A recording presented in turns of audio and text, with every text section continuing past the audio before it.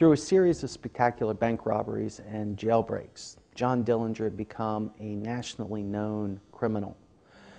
Law enforcement across the country were looking for him. We had been tracking him for a while, had a couple of near misses where we had almost had him, but he got out just in time.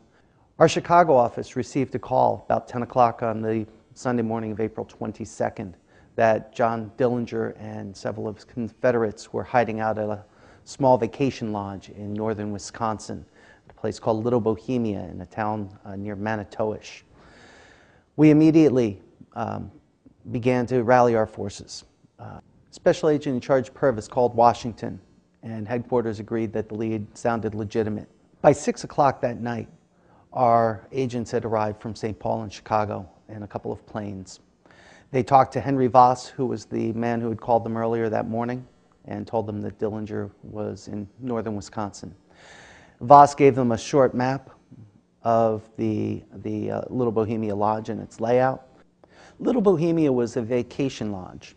Basically, it was a two-story building, had several out cabins and a large garage.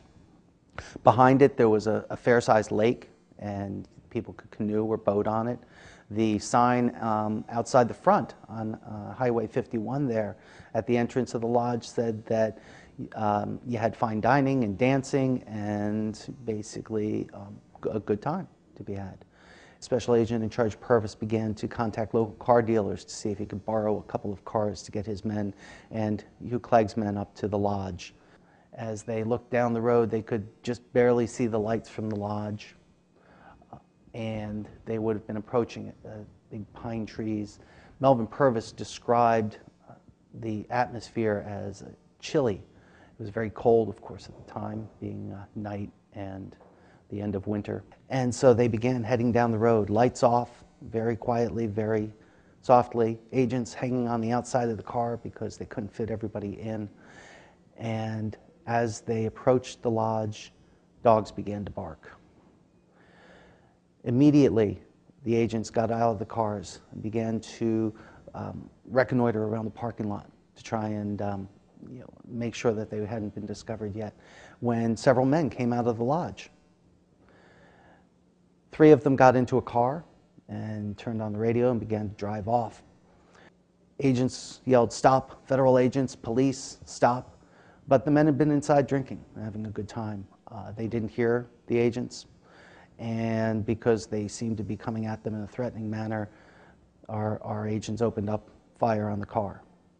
The driver was killed. Turned out he was a civilian Conservation Corps worker. Dillinger and his Confederates were upstairs in the lodge on the second floor, began firing out one of those windows there while our agents ducked for cover and to try and get a better place to defend themselves and to fire back. Dillinger and his men got out the back of the lodge. They were able to go down towards the back of the lodge to the south, down a little hill towards the lake, and using the escarpment of the hill, were able to get out of the area very quickly. The evening had even more tragedy. As we were trying to figure out who was still in the lodge, whether or not any of the gangsters were still around, and of course trying to track those who had already fled, Babyface Nelson arrived and stole a car and ended up confronting our agents, killing one of them, injuring the other, and seriously wounding the local police officer who was with them. In the aftermath of the failed raid on Little Bohemia, we received a lot of criticism from press and the politicians and even other law enforcement who thought that maybe they should have been better included. But for the Bureau, it really was a learning lesson. We learned that we had to have better training and better preparation for raids, and they became integral parts of the training of new agents and the continuing training of agents. We learned that we needed to develop plans ahead of time for getting information out and for contacting. In order for a raid to be successful, you have to have that planning. And so it became an integral part of how we dealt with these kinds of dangerous situations. So for the FBI, it really became a part and parcel of more advanced training, more advanced tactics that we developed over the years.